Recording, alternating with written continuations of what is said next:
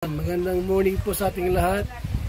Subscribe po natin Edna Condor, Gringo Partners, mga sa Samar, Northern Samar. Ayan. Salamat po mga kalingap. Thank you po Kuya Val. Salamat.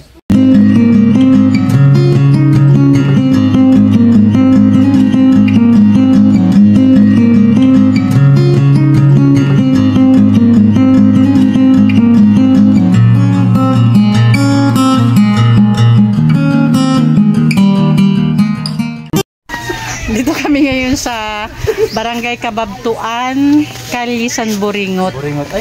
Pambuhan, Northern Samar. Ano bang Boringoton? Siyempre kasama ko po ang buong team. Okay, buong team po kami. Oo, buong team. Ang aming Ambadyo with the Great. Wala po si Ryan. Nelson TV Official. Lee Mix TV and Rina Mix TV. Rina Mix TV Vlog. Rina TV Official. Of course, ang inyong lingkod po, kanina si Edna Condor. May, andito po. Hirapan ka na.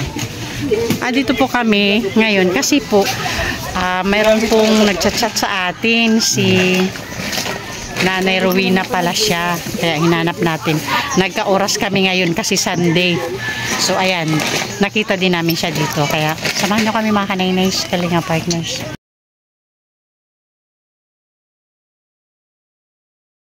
Andito na po tayo. Ito po yung bahay pala ni Nanay Rowena.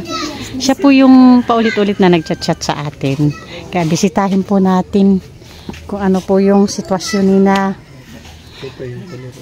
Gandang hapon po. Diretso lang po ako, Nay, ha. Si Nanay Morales Lubos po. Opo. Ikaw po yun? Ako po.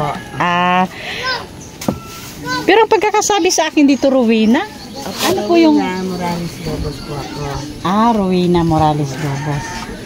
Una, yung ginagamit kong account ay Rowena Lobos yan. Opo. Yan, daming gumagamit sa account ko. Iniwan ko yung Rowena Lobos. Pero yung ginagamit mong pag-chat sa akin itong Morales. Okay. Lobos Morales po. Pwede pumasok, Nay? Okay. Asik po.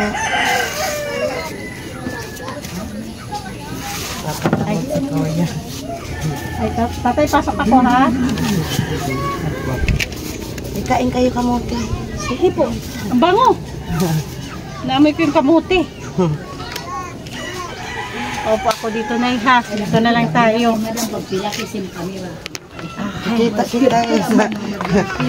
Nakita kita sa yung tinulungan mo na matanda. Idna ba? Opo. Pakilalang Nay Edna Condor po. Mula po sa Dagriti Moren. Siya po ang head namin. Ayun po yung team namin na iba. Yaski TV, Nelson TV Official, Limix TV. Rina Mix TV. Opo. So yun mga kaninay, nandito na tayo, kaya nandito tayo dahil siya po, nakita po natin si Nanay Rowena Morales Lobos. Siya po yung ilang beses na nagchat sa atin, pero alam mo na yung noong unang linggo, nadaan na kami dito, dapat puntahan ka na namin. Kaya lang di bang lakas ng ulan noon, Sunday, eh hindi na kami nakadaan, dire-diretso na kami palapag. So Nay, ano pong problema? Problema dami. Problema. Ang problema ay problema. Bakit po naisipan yung mag-chat para mabisita po kayo? Naging nga ako ng tulong kasi lalo na magpapabahay ako. Magpapabahay. Magpapabahay ka. Tapos po, buti pa si Nanay, madaming hero. Mga bigay-bigay lang yun. Sa akin nagpagamot na paso kayo sa akin nagpagamot na galing Bulacan. Opo. Nagpagamot sa akin, ayan, bibigay sa akin ng pera, ayaw ko naman tanggapin. Ay, nagpagamot sa akin sa Bulacan. Taga Bulacan sila daw. Opo. Nanay, hindi nakakapagsalita at siya ay bingi. Tapos? Ngayon, nakakapagsalita na siya ng maayos. Taga Bulacan siya? Oo, taga Bulacan siya. Ate, ilang beses bumalik si Nanay? 2, no? Si nanay yung nagbili ng yero. Oo, 2 bisis. San Jose del Monte, Bulacan daw. Nagpunta dito Oo. para magpagamot sa'yo. Oo. Kasi sabi nila, pabalik-balik na daw sila sa doktor, hindi daw si Yama gumaling. Sabi ko, nanay, tama man lang na hindi gagaling kasi ang sakit mo hindi para sa doktor. May ano siya, kolam. May kolam si nanay. Ayan. Ngayon, magaling na. Ando na siya umuwi. Bulacan. Okay. So, nanay, nanggagamot ka pala. Oo. So, ang nangyari, yung ginamot mo na gumaling, hindi mo tinanggap yung perang binibigay sa'yo. Hindi kasi baka sabihin sa mga tao na ako ay namimira. Yes po. Oo, ayaw ko masira sa panggagamot ko. Okay po. Yan, ang na lang nila, binilhan nila ako ng yero.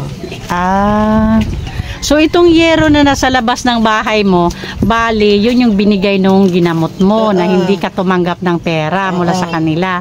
Ayan si tatay at si nanay. So yan yung iano mo sa bubungan mo, lalagay mo. Okay. Ilang taon ka, nanay, nagpapagamot? Ay, nanggagamot? 45 po. 45 years ka na nanggagamot? Hindi. Sa August pa lang ko nag-umpisa. Nitong taon. Po. Tapos ko edad, akala ko edad. Mag-iisang taon pa lang. So marami ka nang nahawakan ng mga may sakit? Ako, Diyos ko, marami ko nang natulungan. Matagal na kayo dito nakatira? Ilang buwan, 2 buwan pa lang. 2 buwan pa lang kayo dito? Sa una nasa diit ako. Saan yung diit na yun? Diit di Suba. Una sa akin nag-vlog si Donalyn. Na-promote na yun sa akin si Donalyn. Ako ba yung nag-viral sa una na nakaiyak ako nung doon, nakahawak ako na kaganyan. Ako yun. Binablog ako ni Donalyn sa una.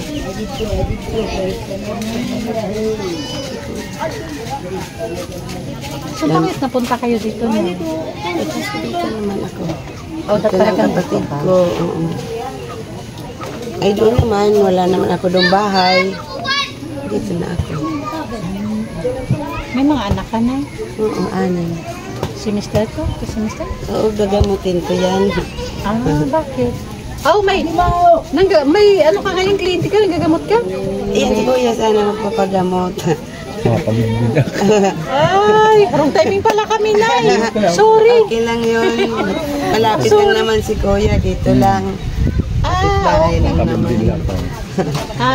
Mga kanay-nays, may ano pala si Nanay Rowena. May pasyente pala dapat magagamot. Bigla kaming dumating, napaka-wrong timing. Sorry. Kasi nung nababasa ko minsan nga late na nababasa ko yung mga chat ko kasi nga may araw-araw may schedule talaga kami sa mission, lalo na yung may pabahay, so sobrang busy talaga. So ngayon lang kami nagkaroon ng oras, kaya sabi ko puntahan ka na namin kasi nung Sunday hindi na talaga kami nakadaan kasi sobrang ulan. So yung nanay, ulit yung yung gusto mong tulong kung halimbawa may sponsor na magpabalik sa'yo dito, ano ba yung talagang tulong na hinahangad mo, kailangan mo? Hindi man ako nagsasabi na kung ano ang tulong. Yung mahal lang sa akin na tulong, yun lang tatanggapin ko. Kung ano ba ang maitutulong sa akin. Ayan mga kanainay, sabi ni Nanay Rowena, tatanggapin niya ang anumang tulong na material para lang po malagyan na ng kalahati yung wall niya. At ang kusina niya po ay talagang open pa din po, wala pang wall. At least natagpuan na po namin si Nanay Rowena, hindi na kami maghahanap. Ang bilis lang naman pala dito makita. Okay, Nanay. So ganito na lang ngayon, di ko napahabain, may dala kaming sa'yo.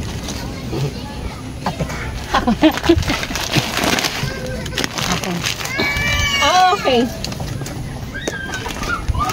Galing kay Sis Beth Jones.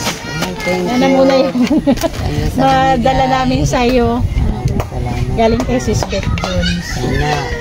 Anong kayo ni Lord, Diyos ko, hindi kayo pababayaan.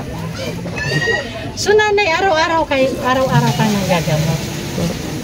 galing pala nga dito, hindi sa unang araw yung tagal sinabas. Pupunta pa dito na. Dito lang talaga kayo nakatira? Oo, dito lang. Ilan kayo dito nakatira na? Ano lang, anak ko at saka ako. Sa likod? Oh, hindi, ito lang ang sa akin. Oh, ito lang sa'yo, pati ito dito. Oo, iyan ang kay sa ate ko yan. Oo, pakita ko lang mga kanainays yung kabuuan ng bahay ni Nanay Rowena. Ayan po. Okay. Ayan po. Pakita natin dito. Ito yung pinaka kitchen ni Nanay. Ayan. O, so doon, ibang bahay na yun. Oo, ayan po mga kanainays. Naamoy ko yung kamuti. Si Rina po yan mga kanainays. Ayan po yung cameraman ko, si Leo. Thank you. Okay, Nanay. So, ganun na lang. O, kung halimbawa, i-upload ko yung video natin, Nay, ha? Okay lang, oo. Tapos, kung halimbawa, may sponsor na magpabalik para magbigay ng magpahatid ng pagmamahal sa'yo, balik agad kami dito. Ha, Nanay? Oo. Salamat sa pag-chat. At least nabisita ka namin. Okay. Si Nanay Rowena, mga kanainays. O yun na lang. Sana mabalikan natin si Nanay Rowena kung ano naman yung makaya nating tulong na may balik sa kanya. May pasyente siya, mga kanainays. Wrong timing kami. Okay lang tayo. Pakita ko si tatay. Ito pala si tatay. O, yung pasyente ni Nanay Rowena. Wrong timing. Akala ko pamilya din. Pasyente pala.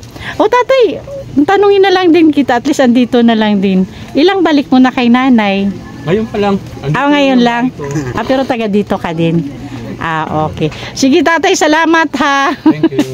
Pasensya na. Sige lang. Okay. Ayun mga kanainays. Okay. Bye-bye Nanay Rowena. Okay, bye-bye. Sana mabalikan kita. Sana po. Ingat kayo. Okay, thank you. Okay mga kanainays, ito po yung pinaka may hagdanan ng bahay ni Nanay Rowena. Tapos siya naman po, mga kanainays, pakita ko lang yung yero. Dahil hindi po niya tinanggap yung bayad sa kanya sa paggamot niya doon sa pasyente niya, binigyan siya ng yero para pampaayos sa bahay niya. Kasi sa totoo lang mga kanainays, talagang kailangan ng ma-close naman kahit papano yung bahay ni Nanay Rowena para magkaroon naman sila ng safety sa loob ng bahay. Kasi open pa po talaga, tingnan nyo. Open pa po talaga yung halos kalahati ng bahay nila hanggang po mga kanainays. Hanggang kusina po, open lang po yung bahay ni Nanay Rowena.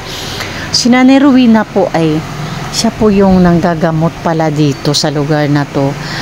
Siya din po yung matatawag natin na parang katuwang din natin, kasali sa ating advokasya sa pagcha-charity. Kasi hindi po siya tumatanggap pala ng bayad doon sa mga nagpapagamot sa kanya. Kaya ayan, kung ano na lang binibigay sa kanya, ayan, tulad niyan, may yero. Si Nanay Rowena pala isang manggagamot na may pusong humanitarian din. Kaya ang galing mga kanainays, Ngayon, ang tanging hiling lang niya ay sana maambagan siya sa mga material para sa pabahay niya. Okay mga kanainays, Kalinga Partners, gusto ko lang mag-thank you sa ating mga sponsors na palaging andyan para makiisa sa ating advocacy dito sa Samar. Siyempre, Manay Terry Anderson, Ma'am Hawaii, Sis Bit Jones, Sis Claire Azan Malinica, Ma'am Beverly Prinso, Sis Marcelina Fedorovics, Miss Irene Debbie, Sangkay Ima Vlogs, Sangkay Alit Lumagbas Bunyol. Thank you po talaga sa lahat ng support para sa amin. At syempre, pa-support na din po Kuya Bal Santos Matubang, Ate Ina Vlogs, and Kalinga Prab para po sa patuloy na paglingap. And palambing din po, please support The Great Team Moraynon, headed by Amba Joey the Great. Ang inyong lingkod po, Kanainay sa Edna Condor, Yansky TV, Nelson TV Official, Limix TV, Andrina TV. Okay.